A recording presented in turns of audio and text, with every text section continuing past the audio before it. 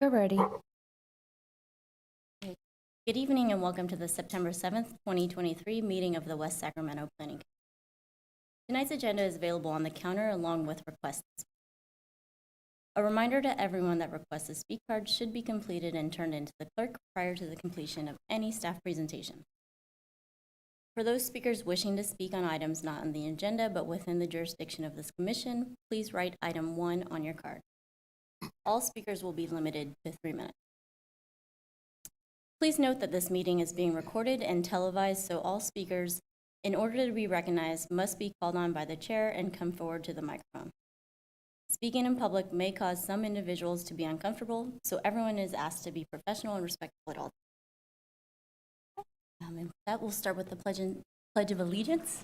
Mr. Tilley, can you lead us in the pledge? Boy.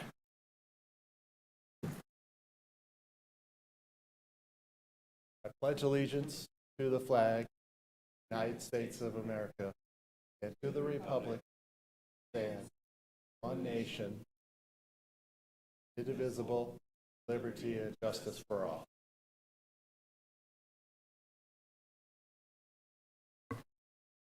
Okay, starting with the agenda, we have item 1, presentations by the public on matters not on the agenda but within the jurisdiction of the commission. Ms. Flores? We have no request to speak on this item. Thank you. Item 2, correspondence and staff communications from the Planning Commission Secretary. Yes, a couple items to note for you. You should have received a memo via email yesterday, and then we provided copies tonight. That included some of the housing size data that Commissioner Delgado had previously requested. And we also did receive via email, I think late yesterday or earlier today, one particular public comment regarding item number 5, and I believe that particular item speaks for itself. And then perhaps most exciting for me is that earlier today, our commission clerk, Tanya Flores, was one of the nominees for Employee of the Year and received a nice award from the city manager and was well deserved. So I wanted to recognize her here tonight as well. And that's all for staff communication. Thank you, Mr. Tilley, and well deserved, Tanya. Item 3, disclosure of ex parte communications. Anything to disclose? Seeing none. Okay, we have item 4, consideration and approval of the minutes from August 17th, 2023. Any corrections or a motion?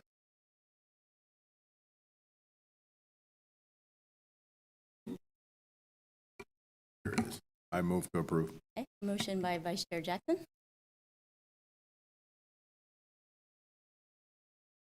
Second by Commissioner Squires. Commissioner Squires.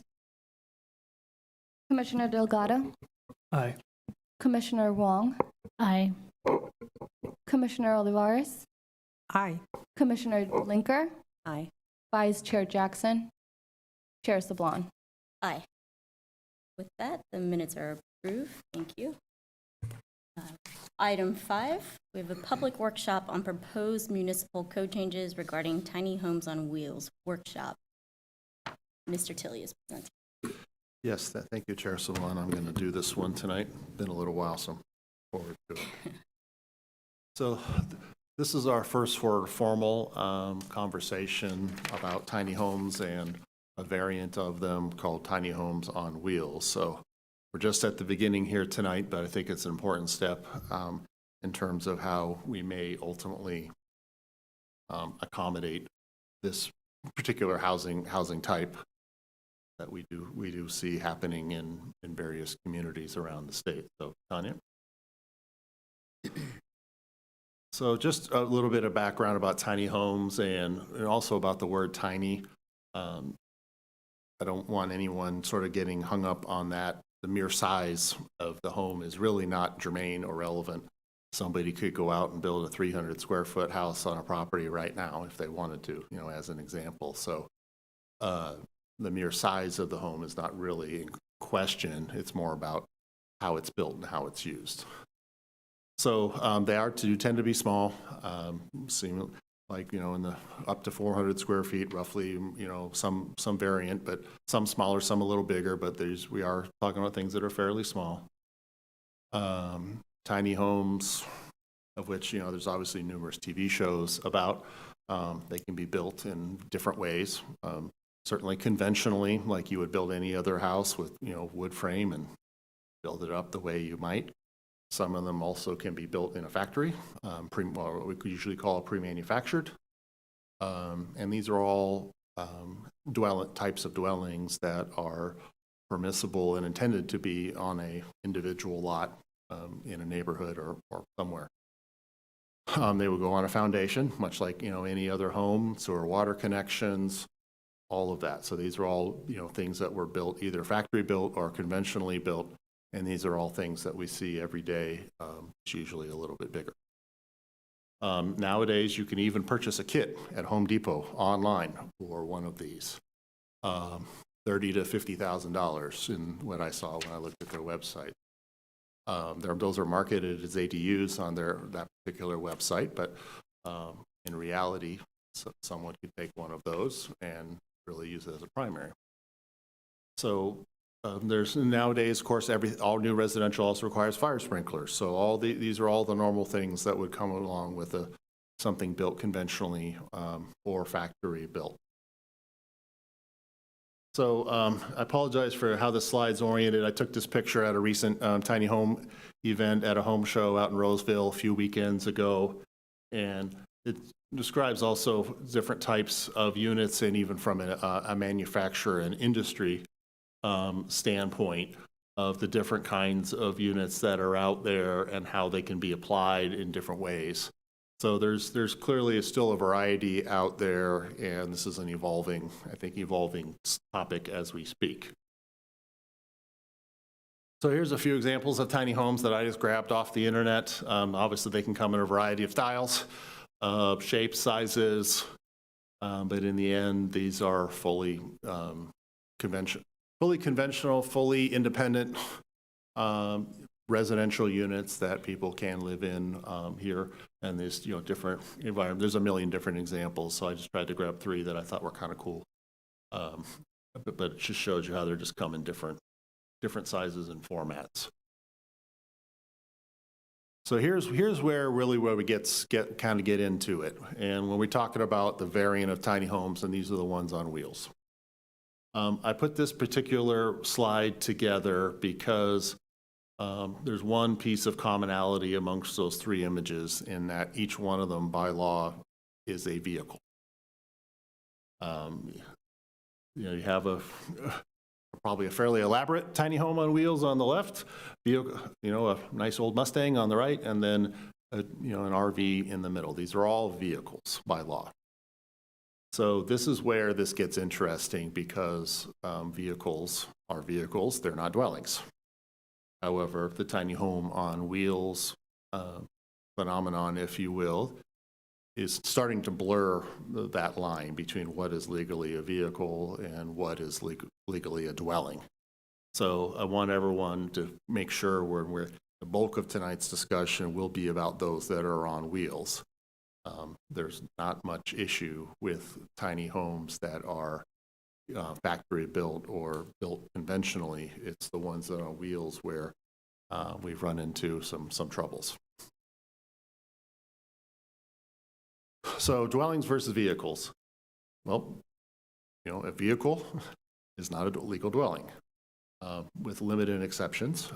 They are registered with the DMV, and they have certain size and dimensional criteria to make sure that they can go down the highway. And since they are vehicles, they're not subject to the building code like buildings are. So that puts us in another little quandary, because we don't have a building code to apply. So how do we know if something is built safely? They're on a chassis. And one of the things that's key here, these are all, what we're talking about tonight are all tiny homes on wheels that are towable. We're not talking about anything that would be self-propelled at this point. And they'll have RV style hookups typically, but they also can be off-grid. Many of these are applied out in much more remote areas where there is no grid to connect to, so They can be very much, off-grid. I think we'll hear a little more about that this evening. So this is one that folks may have heard of. This is a current tiny home in our town that has been employed for the last couple of years. It's, as I said, it's definitely off-grid. It's pretty small and presently does not have utility connections. So this is one real-world example of how a tiny home on wheels has been applied right here in West Sacramento. It's in the Bright neighborhood. I'm not going to give the address or anything like that, but it is one that is out there and is a real-world example of something we have been grappling with a little bit for the last couple of years. We really hadn't seen something quite like this until this arrived. So there's a range of options for how we may or could entertain tiny homes on wheels if that's the ultimate decision of the city council. They could elect to keep the status quo, meaning that a tiny home on wheels would need to be in a campground or an RV park, something like that, where hookups are available and suitable for an RV style hookup. We could also, as what's in the ordinance tonight, and which is very preliminary, but I wanted to give the commission at least something to chew on. You could open it up to where tiny homes on wheels could be used as an accessory dwelling unit. Seems to fit reasonably well into that definition because by law ADUs are supposed to be, I think they have a size limit of 800 square feet on them. And those are all things that could be done, by right, and we're seeing more and more ADUs all the time throughout town. And of course, the third option would be to have a tiny home on wheels be the primary dwelling unit on a property. So if you had a lot and it was, vacant, one could employ a tiny home on wheels as the primary unit on that particular property. So this is sort of a menu of options, at least at this early stage. Staff thinks that the ADU route seems to be the most practical for a tiny home on wheels because of some of the size matters, and also ADUs can utilize existing utility connections, specifically water and sewer on a property, and they don't require additional parking. The rules on ADUs are very flexible. And the state laws that come down every year have made ADUs even more attainable and having less restrictions on them than ever before. So ADUs are nothing new. They've gone by different names, but now we're absolutely seeing, we used to go from 1 a year to maybe now 20 a year in terms of ADUs. And ADUs also enjoy a fairly substantial reduction in impact fee burden by virtue of being an ADU. So that's another picture I took out there at the home show. It just shows that there are numerous other communities, a lot of counties that are or have adopted tiny home on wheels ordinances as a land use. Santa Cruz counties come up a lot, Placer County, some of the other communities around the area. So we've done a lot of homework in looking at how some of these other communities have addressed tiny homes on wheels specifically. So there's several of them up there. I'm sure that's not an exhaustive list, but there's many communities out there that are at least trying to accommodate tiny homes on wheels in one way or another. So as part of this effort, we have looked at some potential design criteria for tiny homes on wheels. We looked a lot at some of the other jurisdictions that have addressed this previously. There was a lot of consistency across the board there in terms of screening of the wheels and chassis, looking at the exterior materials, looking at things that are compatible and consistent with how, especially in the ADU situation, how the exterior materials may be consistent with the primary dwelling. There's some factors in there that are more of a safety factor related, having some exiting at the roof level, and also utility connections, where available. Many of these are employed in much more remote areas. There is no water or sewer to connect to, so that's almost a moot point. But here, where we're considering it in a little more city-type environment where those facilities are available, we still think it's critical that everyone connect into the domestic water and sewer system. Since these would not be subject to the building code, they would not go through the normal building permit process. So we would propose a limited administrative review of any tiny home on wheels, mostly to make sure that it would be following whatever criteria ultimately are determined. If ultimately the city council does want to consider having a tiny home on wheels ordinance and allow them in some way, shape, or fashion. So the way this would be implemented, if ultimately approved, was we would need to make some minor adjustments in the zoning code, primarily in the definition of a dwelling, because presently that excludes trailer. So we would take that out, and then we'd actually then define tiny homes on wheels and as a thing in the zoning code, and then this would completely be addressed through that mechanism. There would still not be, even by doing that, that would still not bring in a building permit, because in the end, these would remain being a vehicle, even if one is placed on a property and it stays there forever. It remains legally a vehicle and registered with the DMV. So this is this is an example of how this is sort of blurring the lines a bit between vehicles and dwellings. But it does appear, based on these other communities and some of the other research we have done, that it can work under certain circumstances to utilize what is legally a vehicle, as a semi or permanent dwelling. It may not be for everyone, but it certainly could be an option for folks who are interested in that type of application. So I posted some pictures in the staff report, mostly try to provide a bit of a few examples and variety of some of the ones that are out there on the market currently. Interior wise, these are all can be tricked out as far as you want to go with pergo floors and quartz countertops and anything you would want. And some of those units were actually starting to get rather expensive.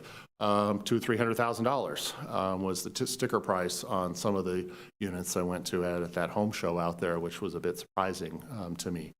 But they certainly brought their Cadillac model, I think, to that show. So in conclusion, we are doing a workshop tonight. This is our first step. I'd like to hear any feedback from the commission on this topic, and I'd like to take public comment tonight. I know we have some interested parties on this. So I can answer some questions now, or we can wait until after public comment, whatever the commission prefers. I think we hold our questions and we'll hear public comments first and then Okay. bring it back to the commission. All right. Thank you, Mr. Tilly. Tanya, do we have the speakers for this item? Yes, Robin Davis. Welcome, Ms. Davis. I know this is a topic near and dear to you, so if you need a couple extra minutes, we can give you 5 minutes Oh tonight. my if gosh, that's, okay. Where do I begin? This has been a 3-year saga. It started back in 2020. But yes, I'm Robin, and that's my shipping container home on this report. That's really exciting. I was like, oh, I'm not on agenda item 1 today, off agenda item, so that was exciting. So I just want to thank Councilmember Norma Alcala and you guys and David for hearing this and working on this ordinance. I'm so grateful for this entire process and how much I've been able to learn about such a wide variety of issues from this experience. So this is not something I'll ever regret doing, even though it's been a long road. And David and I go way back to October 2020 when I first purchased the property. I was originally going to move my tiny over to the property without any kind of notice. I wasn't going to say anything. I was just going to move there and see what happened because I was very uneducated. So I was going to try living off grid, and if someone told me to move, then I was going to move. Then I started to think, why move? Why would a neighbor have more of a say and control over my access to basic needs than I did? So before I moved my tiny, I started to reach out to the city for options and soon found out there weren't any. No off-grid options, no impact fee options, and no options for wheels. After those conversations with the city and after I continued to drive by countless encampments on our streets, that's when I decided that no options were no longer an option. The status quo, or option number 1 on this agenda, cannot continue. I moved my home in July of 2021 to my property when I continued to communicate with my neighbors and to the city on my plans and what might help me meet these very high, expensive building standards. So I was unaware until this agenda report that any complaint was ever called into code enforcement, since I thought I was the only one complaining to the city. I even reached out to code enforcement and asked the departments what would be the repercussions to do something like this, but no one really knew what to do besides try to fit my home into current standards, which it never would. All this during a pandemic, record fires and flooding, increased homelessness, and a massive affordable housing deficit. Option number 3 on this report allows my home to more easily come into compliance and for me to live within my modest means.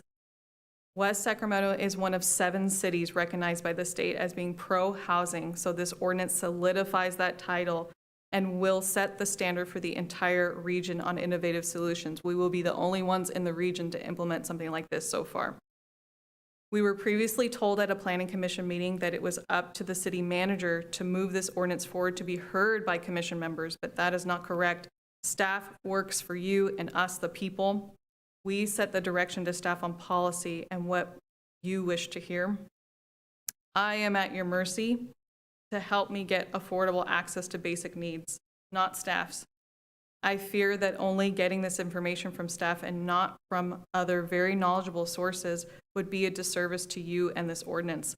So we are requesting that the president of the Tiny Home Industry Association, who was also previously a city manager, to come and present to you in addition to any presentation by staff.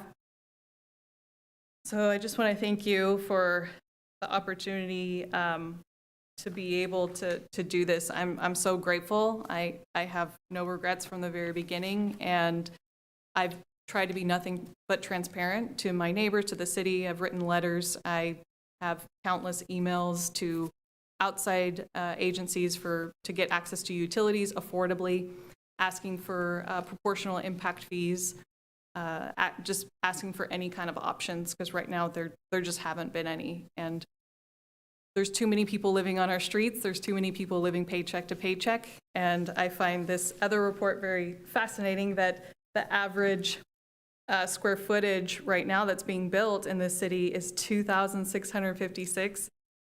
We need more options, period. So thank you, everybody. Thank you, Ms. Davis. Andrea Montano.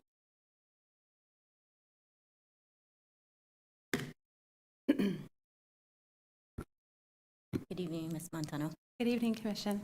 Thank you for having me here tonight. Before I go into my short speech, I do want to add some corrections for the presentation that was just given, because we are talking about zoning, but we also are talking about building codes. The International Residential Code had a movable tiny home definition put in 2008 under Appendix Q, and then Appendix AQ was amended in 2020 that allows for stairways, lofts, and ladders for efficient homes that are under 400 square feet.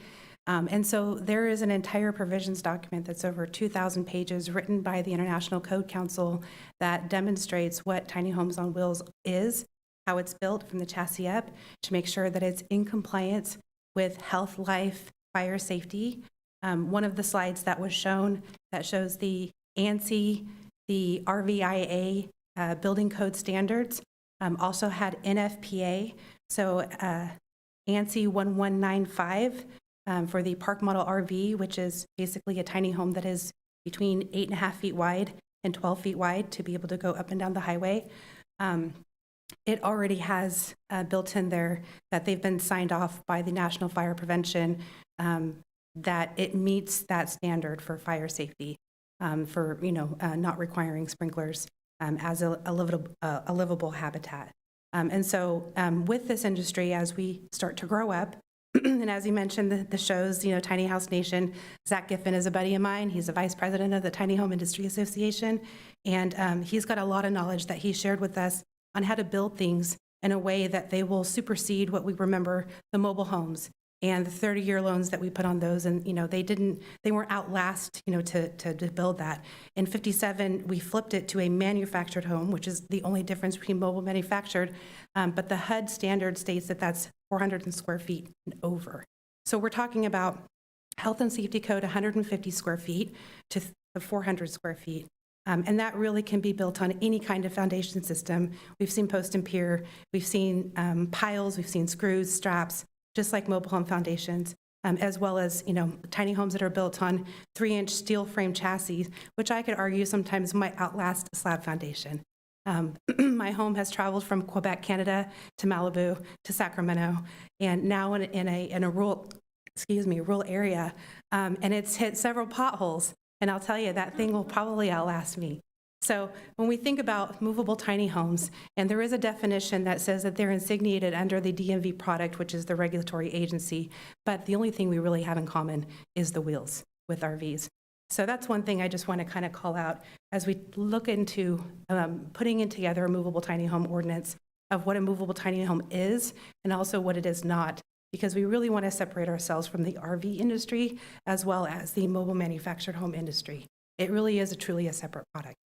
So with that, I will just kind of speed through the beginning paragraph here and just say, my name is Andrea Montano, and I'm in the process of moving my 340 square foot semi-off-grid tiny home on wheels in a neighboring county. I'm very proud to be living in an efficient way, and it just feels really good to say that. I'm here today because I believe we have a responsibility and an opportunity as the next generation to rendezvous with destiny. And there's a lot that goes into that. So I've been an advocate with the Tiny Home Industry Association for about 2.5 years. And within this last year, along with Robin and other California advocates, we've helped 5 counties, 13 cities, and 7 more underway that are approving and codifying tiny-friendly ordinances throughout the state. And I've seen that Sacramento region has struggled and stalled to create more affordable housing for our communities, and it's hard. I've had 4 family members move out of the state the last 3 years. And, I've seen kids and grandparents separate from their families, and it's just really hard to watch. The problem that lacks is the constructs of our old policies. We never had a problem creating new housing. It's never been the issue. And so the lack of education around tiny homes built on a variety of foundation types and the negative connotation that is spun up by mainstream media has fueled the prohibitions surrounding small houses and houses that are built on steel chassis. Today is an exciting day, however, because my page skipped up. West Sacramento was designated one of the 7 pro-housing cities in all of California for affordable housing. But when we really analyze the numbers of what has been built and also what has not, we can all recognize and agree that there's growing disparities that are thickening within our margins, and not just for the unhoused neighbors, but for an entire housing ladder. 57% of our households are just 1 and 2 people. And inventories for folks aging in place and our children stepping out into the world, they have very little options. Our entire planet needs to go on a diet, yet we're creating plans to increase emissions, widen freeways, build more McMansions, despite climate change, despite our 1.5 million housing shortage deficit for today's population, not tomorrow, and despite the evidence that shows that we spend more efforts housing vehicles and parking structures than we do people. So Commission, like I mentioned, today is a very exciting day. This time, in addition to a staff recommendation for their provided report, I'd also like to ask for an opportunity for us to give a presentation, one that isn't cut to 3 minutes or 5, which is a blessing, that does allow for an opportunity to have a bi-directional conversation, in addition to requests for a workshop for public input. As a gentle reminder, you are in a position to hear us without the consent of a city manager. You are appointed by council, and therefore you are we the people. And you are the decision makers that provide that direction on the policy, not write the ordinances, which we can definitely help with. But really, it's really, like Robin said, it's at your mercy. It would be advantageous to hear all sides of the table, especially when the findings of the current ordinance are in conflict with in some cases, even more stringent than the state law. And I have examples of the current West Sacramento ADU ordinance that I can point that out. An intent of these new laws are to encourage more affordable housing, not to hinder them. And the ministerial process was put into place to streamline and loosen the laws so we can build more affordable housing faster. Whether it's in person or on a Zoom meeting with commission and staff, we would love to be able to showcase what other localities are doing and also what HCD is approved across California in a variety of ways, whether that's movable tiny homes as ADUs, as standalone primary units, cottage clusters, or villages. These are the legal full-time living in a variety of configurations so that we can maximize on the options to the most available resources. That's what the state of California is asking. So loosening laws, and from loosening zoning laws to revitalizing remnant parcels to bringing multifamily households closer together, this is the responsibility and the opportunity that we have to be more agile for the next generation. Thank you. Thank you, Ms. Montano. We have no additional requests to speak on item 5. Thank you, Ms. Flores. So I will close the public hearing and bring it back to the commission for discussion, deliberation. And I will start with Commissioner Olivares. Am I right? I feel like I have quite a few questions, but I'll kick us off. Just really quickly, in response to the mention of the updated building codes, I was curious if Mr. Tilley could respond based on their explanation of where inclusion of similar amendments to the code already account for tiny home on wheel. I know that the building code has been, which is updated every 3 years, has been moving in the direction of being able to accommodate tiny homes more and more because, the normal things for size of egress windows and lofts and things like that, that we've been used to, just not really workable for a tiny home in this, situation. I'm definitely not an authority on the building code, but generally the building code is for buildings, and what we're talking about here still is legally a vehicle. That's really the rub that we're trying to overcome here, is that we are talking about vehicles. If we're talking about a tiny home built on a foundation in the conventional manner, then there's no issue there. So it's the ones on wheels where that's why we're here tonight. So the explanation that you provided on the updated codes, I heard that as being in relation to the actual tiny home on wheels. So other cities who've already complied and or are allowing for tiny homes on wheels, are they already following that explanation of the business code that you mentioned?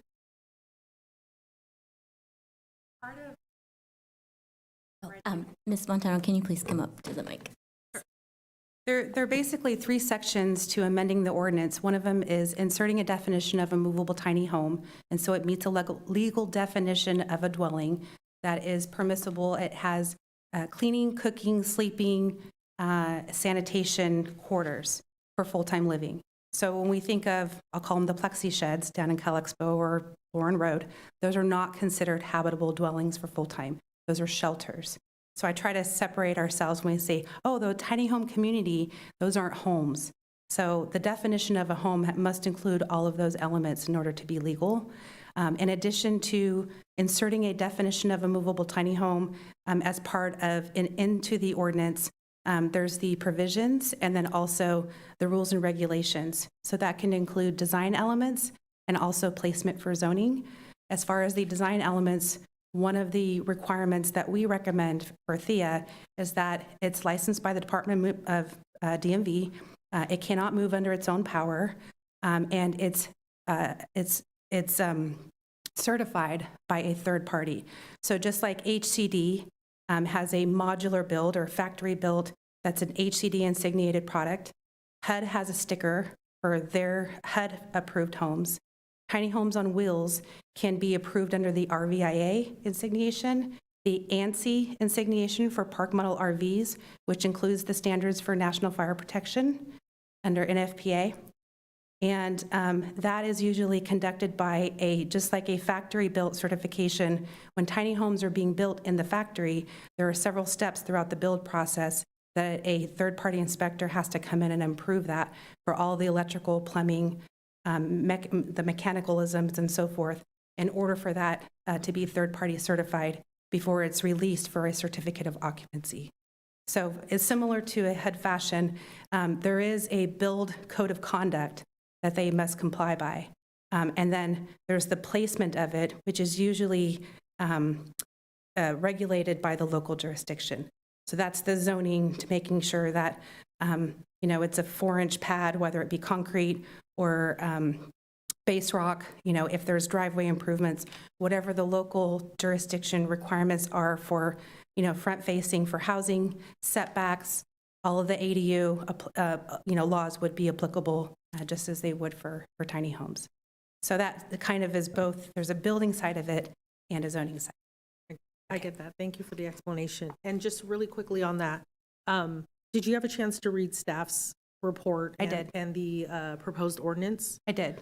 Do you disagree or agree with the ordinance as it's drafted? I think that there are some parts that are not been well developed that need a little bit more language, I think, that would protect the city as well as the residents that are looking to move into a tiny home. What I don't recommend is some of the tough sheds that you can buy from Home Depot. Those are not meant to be built for full-time living. I don't recommend the DIY van lifers, even though they're really cool, to be considered part of the tiny home movement.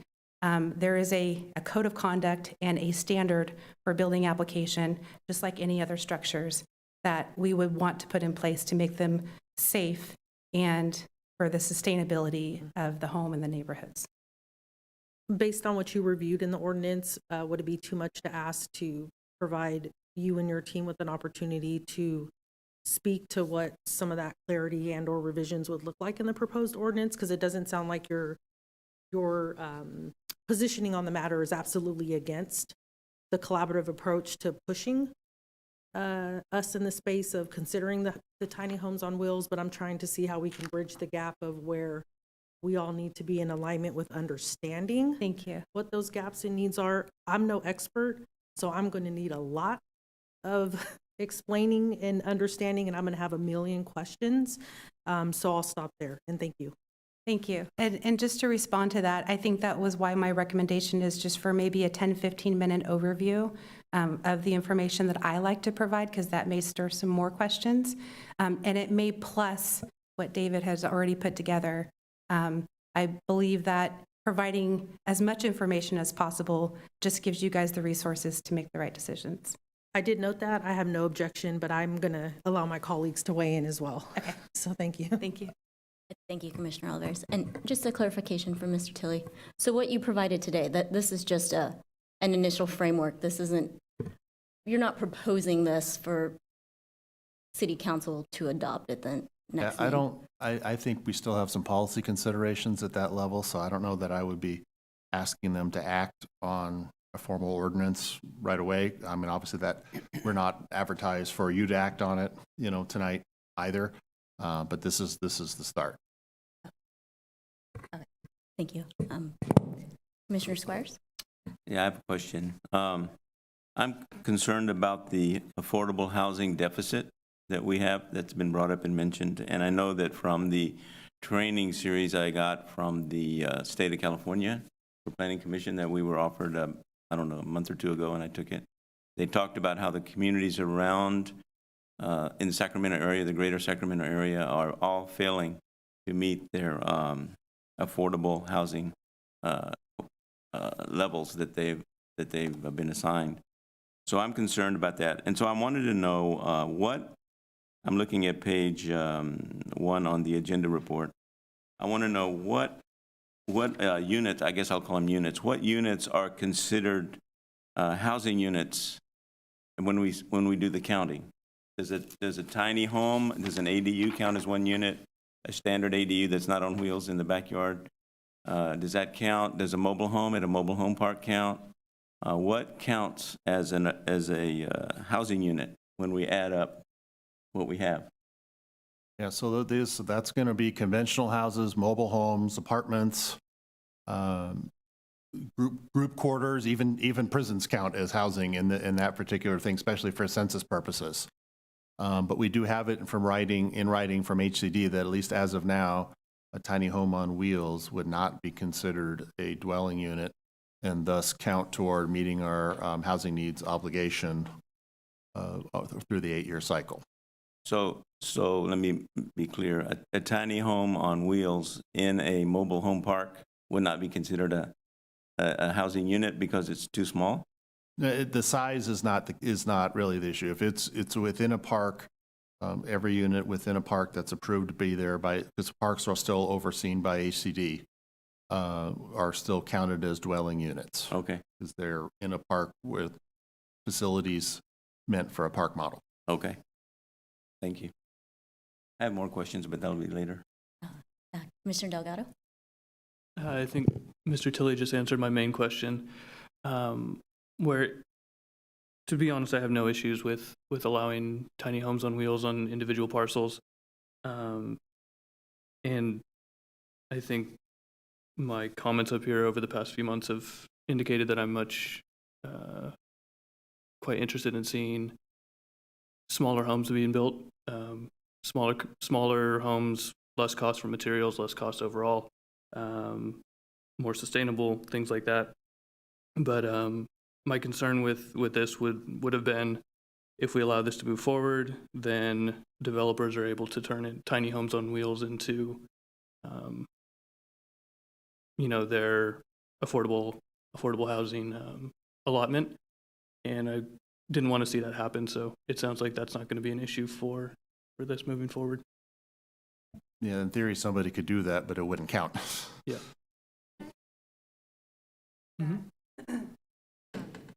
So I've been working with the deputy director in the county of San Diego and also with the Coastal Commission and the county of Santa Cruz.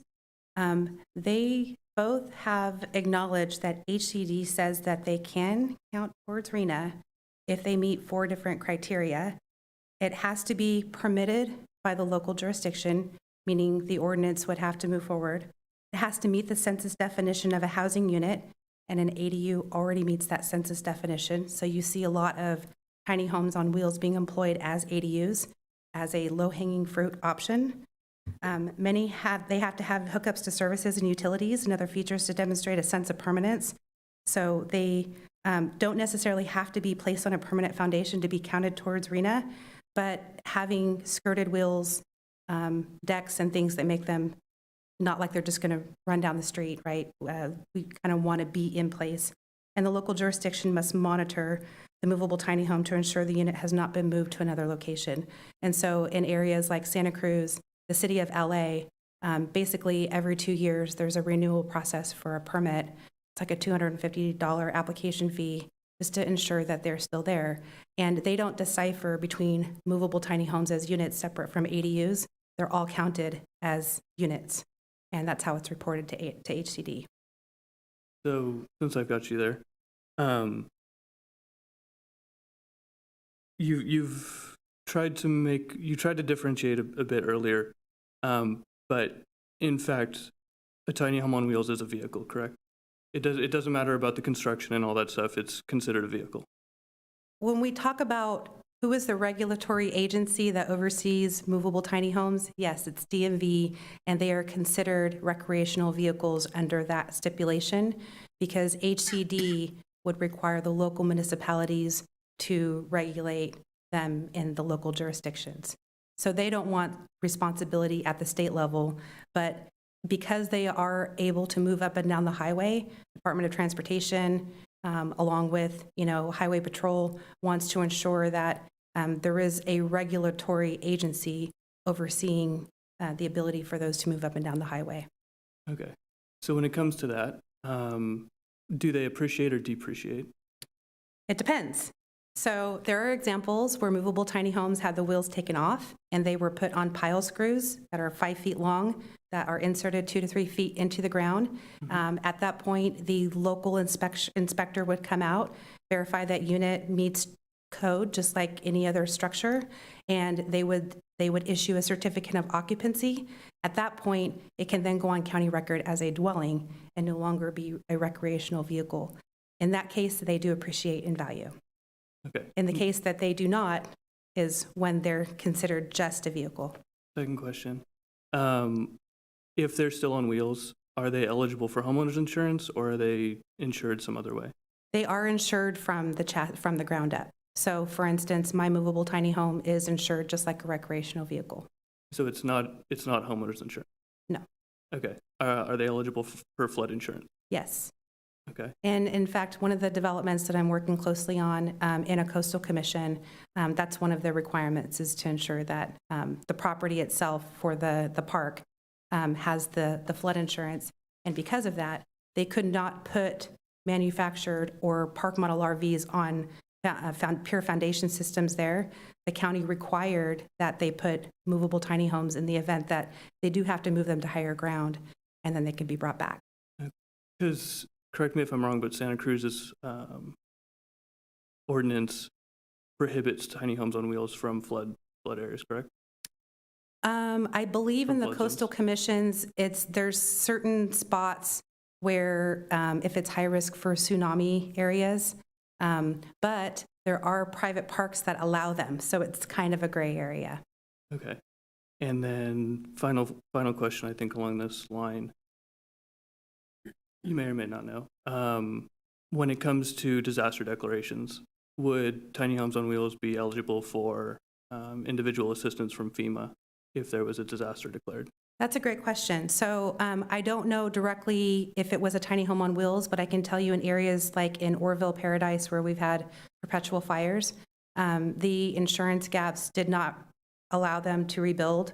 And so being able to put a tiny home on that property in lieu of rebuilding their property was the only way that those homeowners were able to get back into an affordable housing on their existing property. Right. So- But my question would be, if there was another disaster and that home was destroyed, would they be eligible to receive assistance from FEMA, or because it's considered, legally a vehicle, would they be kind of on their own and out of luck for that? I don't know. I can definitely find out if that was the case. I know that there are other areas down south of Fresno that have experienced that, earlier this year with some of the floodplains. And there's a lot of farm working housing that was built there on wheels. And so I can reach out to some of the builders and find out how that was managed. Thank you. Vice Chair Jackson?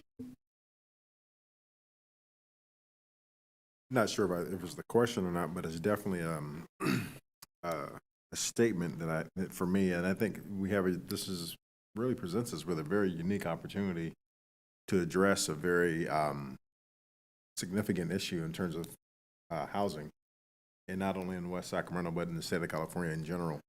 And I think it's worth the time to be invested in developing a comprehensive plan or recommendation to the city council that really kind of sets this issue on its own to address those issues. Which I think is a very unique position to be in, because let's be honest, the last 2 or 3 housing projects that have come before the commission for development aren't going to just necessarily address the lack of housing, especially the lack of affordable housing in our area. Whereas something like this, with enough forethought and planning, could really help, I think, a lot of people in a lot of different ways. And so for me, I think it's a matter of taking our time and due diligence and really putting some very serious thought and consideration into developing something that could be effective. And I think for me, I think the needs to make, because I want to make sure there's a clear designation between a tiny home, even a tiny home on wheels, and an RV. There's a lot of folks in my neighborhood who have relatives and family that travel and come and they park their RV in front of their houses for a few days or a week or so. But to me, that's something that's completely different and a completely separate issue than a tiny home or even a tiny home on wheels. And I think we could, again, with proper planning and thought, we could do something that's where it puts this in a very unique situation, a very unique position in our community. So, Thank you. Commissioner Linker? Like all the questions that have been asked, I mean, I have questions, but I would love to hear more from the experts, from the people that you've talked about that have participated in putting things together. And as Preston just said, what a great opportunity it could be for our city to be on the forefront and to be the movers and shakers that help this along. So I'm up to hearing lots more. Commissioner Wong? Like the previous two commissioners said, I agree. We need I would like some more information too, and I'd be open for that discussion. I don't disagree with what you guys are saying. For sure. Thank you. Thank you. Commissioner Squires, you said you had more questions, or? Oh, Yeah, just to get more information out for us to consider. It says on page, on the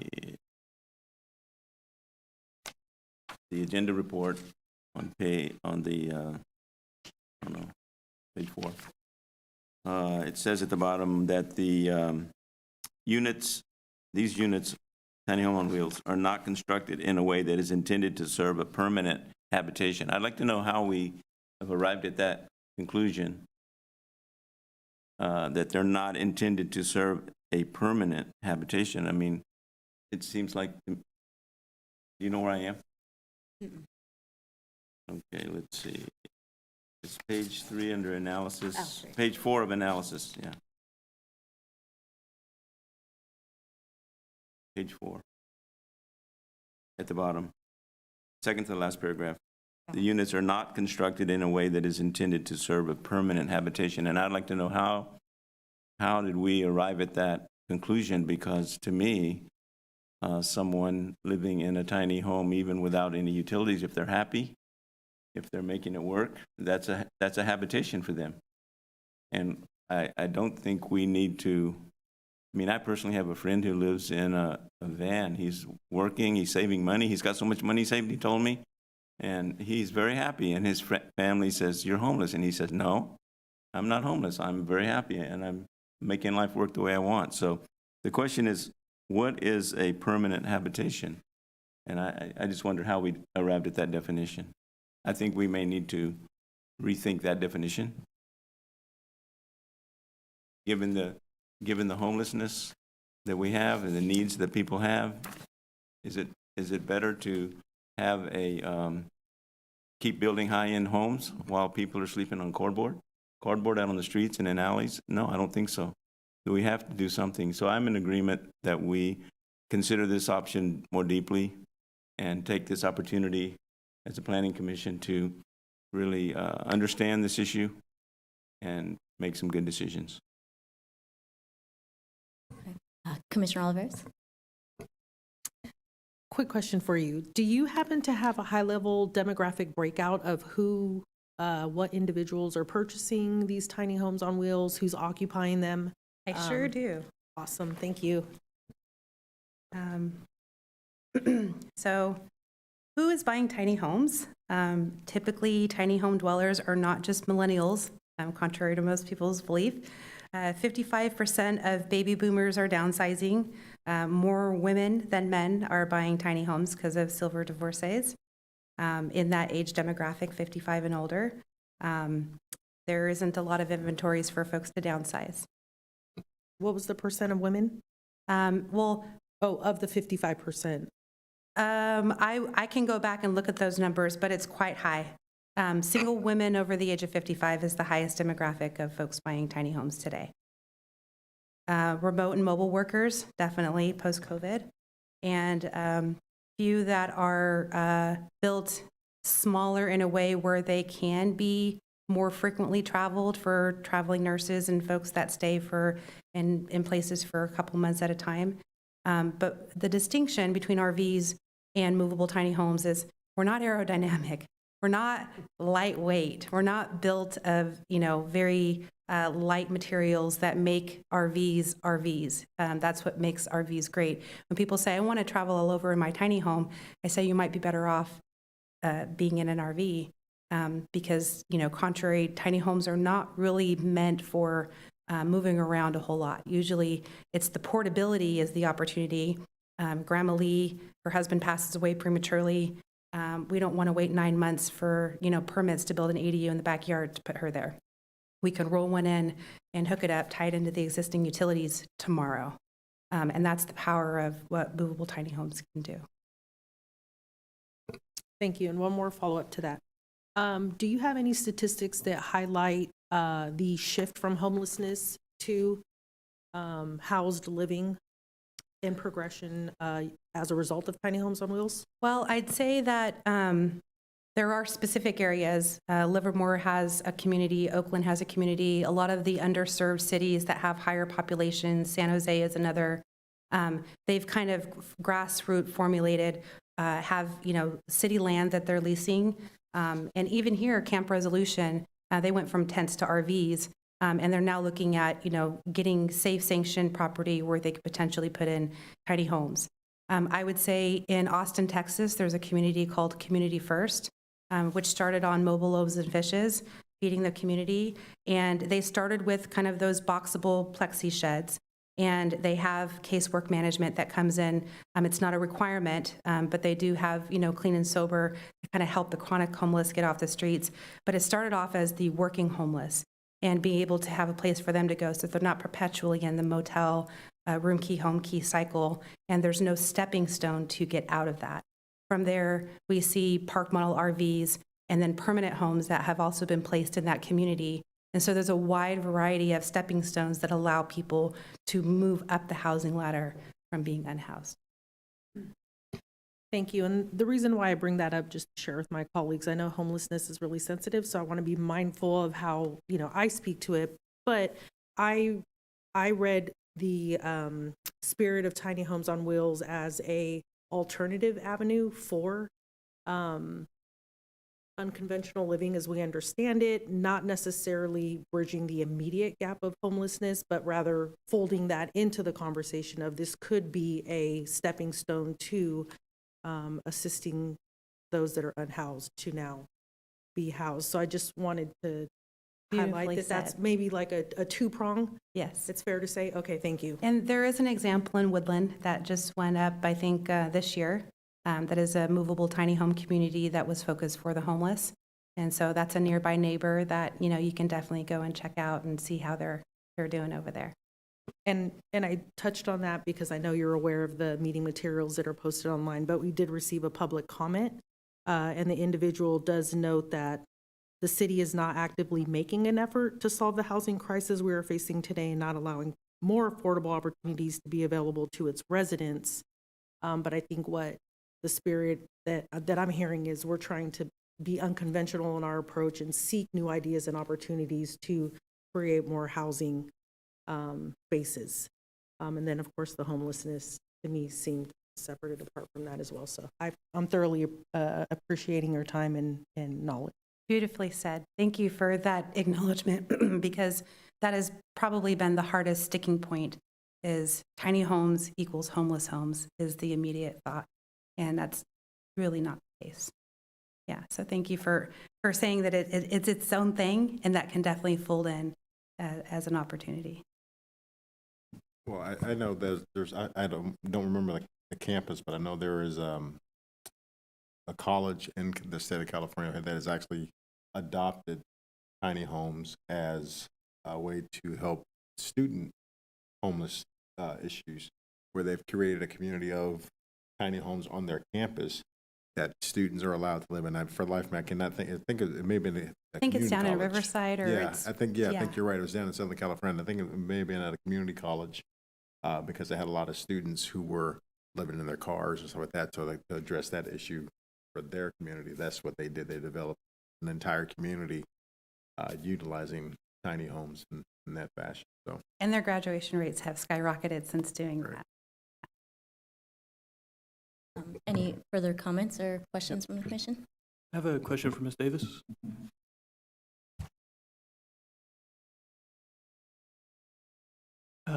You mentioned in your opening comments something about impact fees. I was wondering if you could go into a little bit more detail about that for us, so we know what you've been dealing with, and then I might follow up with Mr. Tilley to kind of get the city perspective on that. Yeah, that was that was probably the first 2 years of this journey, was just asking for options for impact fees. So David Tilley and Randy Goodwin and John Robinson, we all had a meeting, maybe that was November of 2020, about options to these impact fees. And they recommended to me to do a study. So I paid for my own study from an engineer. I hired an engineer to do a plumbing study that they could present to council for proportional impact fees. So impact fees for a residential property would have been $50,000 cash. So that's before you do anything to your property. So I said, what about proportional impact fees based on square footage? So I had the engineer do the study, the plumbing study that showed tiny homes use less utilities and bring less impact than a traditional home. And that's kind of where we stood. They said they were willing to present that to council at some point. That was the plan. And as far as I know, I don't know if they still need to present that, or I know in some of the agenda information it said that they're willing to do proportionality, maybe for all tiny homes. I don't know if this moves forward, if that's the standard now. I don't know. But I was originally required to do a study and for that to be a separate issue to be presented to council aside from this. That was from the very beginning. So in addition to that, there are outside agencies that, in addition to city fees, there are outside agency fees. So there's like Sacramento Regional Sewer, Washington Unified, Yolo County. There's many, many fees. So I had to go to each one of them individually and ask for a proportional impact fee as well. I'm still waiting on Sacramento Regional Sewer. We've had meetings with them where they were saying they were going to work on a proportional impact fee for tiny homes and do studies on that and figure out. I haven't heard anything for a while. I've recently requested an update on that. But altogether with city fees, outside agency fees, those are about $50,000 originally. I don't know now. I've been told that that will still be the case. I don't know. Thank you. Did you want to hear from Mr. Tilley on that? Yeah, sorry. Sorry, I'm not entirely familiar with the definition of impact fees, so if you could just give me a super basic rundown of that. Sure. The city collects impact fees on new development in a variety of topics, so traffic, parks, water, sewer, and several other things. And I think, as Ms. Davis just indicated, there are outside fees like the school district, the county, regional sand, that have their own fees that the city collects as a pass-through. So we don't have any authority over what those particular fees are, and nor could we make any adjustments to them if we wanted to, because they're not our fees. For city impact fees that the city collects, they're very complex, and each one has a full-blown nexus study, and they're really about apportioning in the impact of new development primarily as it relates to new infrastructure. In this particular matter, most of the fees that are on the books right now perhaps are not quite granular enough to be able to drill down to something of the size of, say, Ms. Davis's unit or residence. So we can make adjustments to those, and we do those periodically.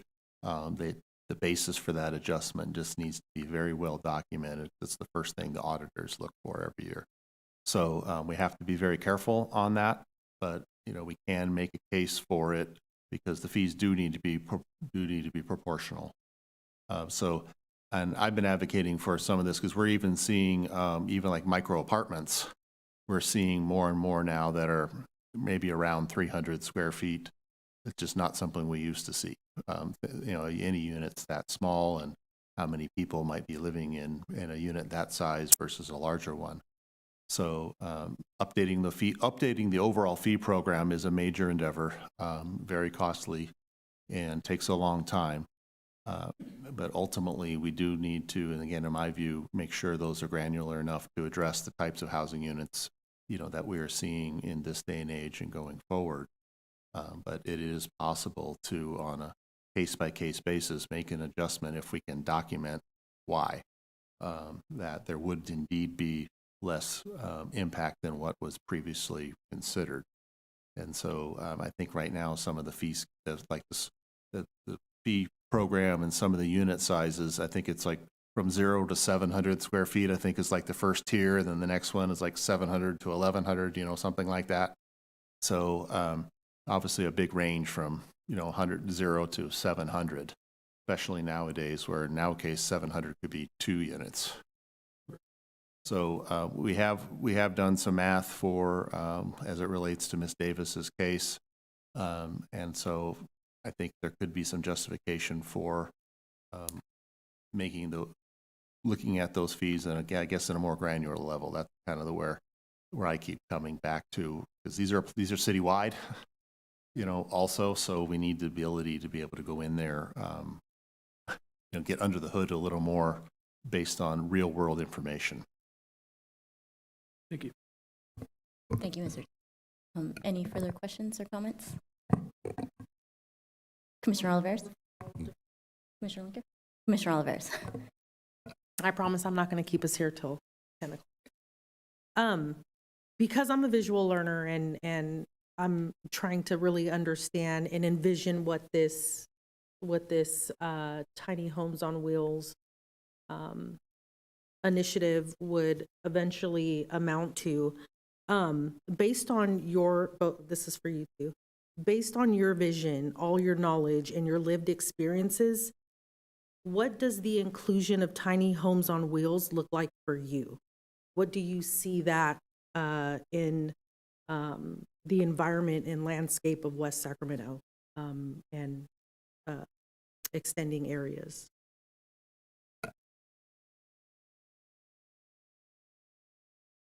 And yes, the reason why I bring up this question is because I've heard of, we have no issue, there's no issue with putting a tiny homes on wheels in like a vacant parcel. But is that like immersed in the middle of conventional homes?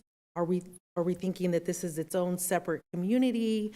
Are we in agreement with all of the parameters that we're discussing to put in place, because we don't want it to look, for lack of better terms, out of place, but still enmeshed with the look and feel of a home? So I'm really just trying to visualize some of these. And that can all be in the ordinance. Those are things that we can talk about in workshops and get public comment on. Okay, do I skirt my wheels? I could do that, just different things. But I just envision options. I just envision more options for the community. I am one person. I don't need a big home. I don't want a big home. I don't want a traditional home. I just want options from luxury. I want options from government subsidized, and right now that's all that's being built. And I want to be able to create something really beautiful for the community and for it to represent freedom in a lot of ways. That's what it represents to me. But I don't want to do it unless my community is behind me, and my neighbors have been really supportive. And I've tried to be really transparent with what I need and making this affordable, because we could pass this ordinance all day, but making it affordable. So I don't want to create an ordinance that still has so many obstacles to it, because there is an affordability issue too. It has to be realistic in my mind, but I think we can come to an agreement on that. But yeah, I just envision choices for people and more freedom for individuals to choose, rather than just being subjected to what government and developers build for us. Yeah.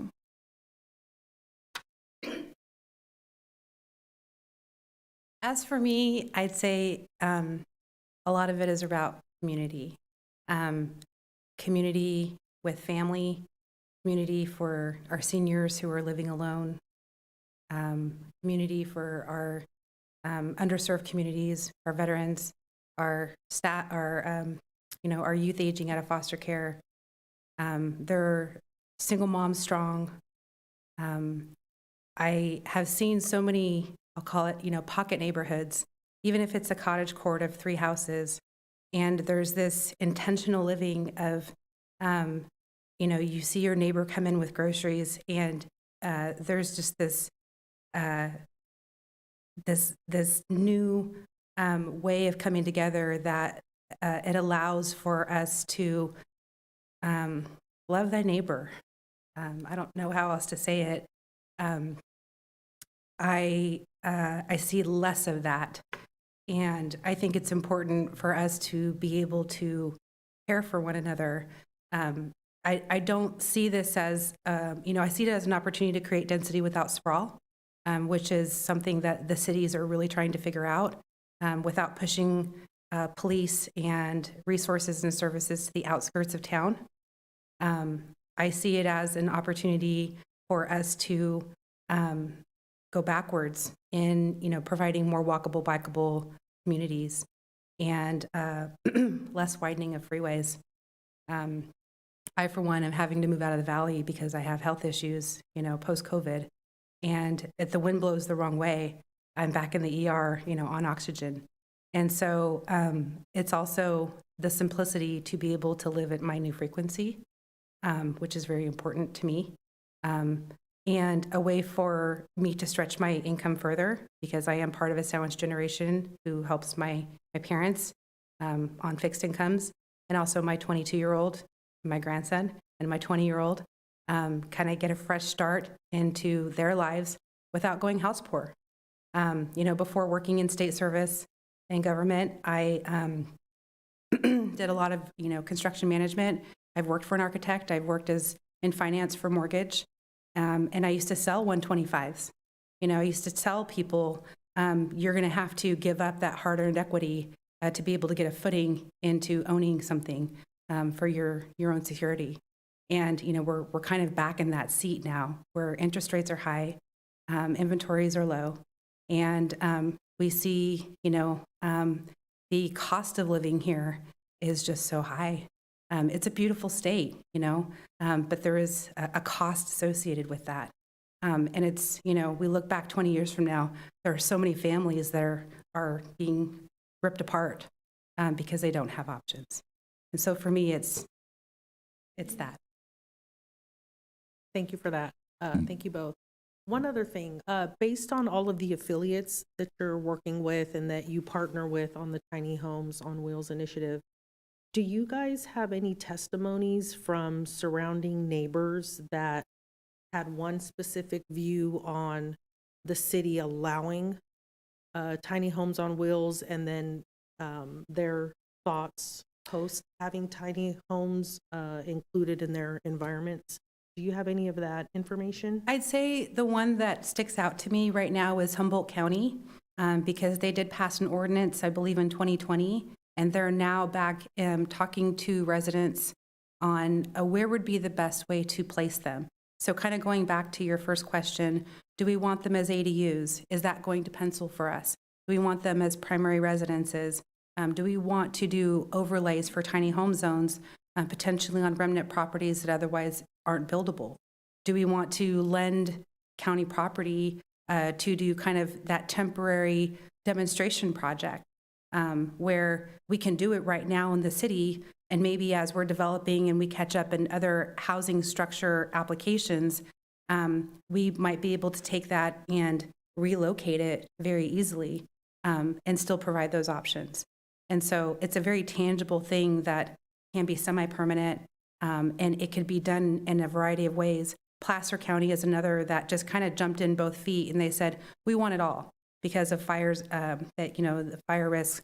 We want tiny homes to be able to be on standalone properties and as ADUs and in cottage cluster communities, like in the Tahoe Basin, especially, for ski resorts and fire recovery and things like that.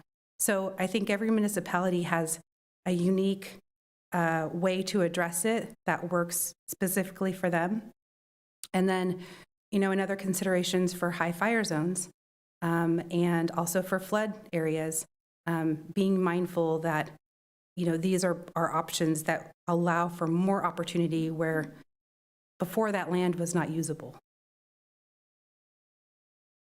Thank you for that. And the reason why I bring that up is because I think we can all appreciate and understand that the reality is that there's going to be neighbors, communities that just aren't on board with the idea of tiny homes on wheels. And I think absent education, and really, as Commissioner Jackson was stating, taking this serious and really getting out there to get an overall pulse on folks' awareness, understanding, honest thoughts and feedback to help play in the decision-making of our council, I think is really doing a disservice to rolling this out.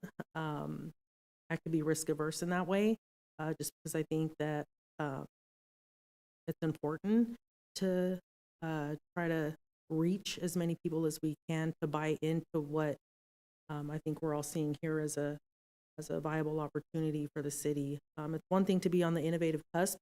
It's another thing to misstep along the way and, have to be reactionary versus taking the time now to really have a well thought out effort as we move forward. So I think this has been very beneficial for me, and I hope it doesn't end here, and I don't think it is, but thank you for your time today. Thank you. Thank you. And anything further from the commissioners? I'm not seeing anything. So I think for Mr. Tilley, you've heard from the commission and definitely interested in moving this forward. It's an innovative opportunity to address the housing crisis in California with some affordable options. And just to echo what Commissioner Jackson and Commissioner Oliveira said, it does need to be thought out. We don't want to dive into it and rush something through without thinking about the consequences and what it's going to look like by just pushing something forward. There's public health and public safety we need to think about, and making tiny homes fit in with the community. And so I know we've done workshops, community workshops for other items. I don't know if something that would benefit from that outside of the commission body, but something to think about. Yeah, absolutely. I think my next step may be going to council, but we will sort of regroup on that. But tonight's discussion has been very helpful and informative as a good way to get this kicked off officially. Thank you. You brought up a really important point. In the West Sacramento Tiny Homes Facebook group, there was a resident that had said, this is the first proposed ordinance change that she did not get written notification on for it. It was, I think, shown on social media, but she was concerned that there wasn't a lot of direct contact with residents for tonight's meeting. And so a lot of people may not even be aware of what a tiny home is. And that in itself, could be a risk. Thank you. We will, my agenda. Okay, moving on to item 6. Any commissioner communications? Seeing none, we will adjourn the meeting. Thank you.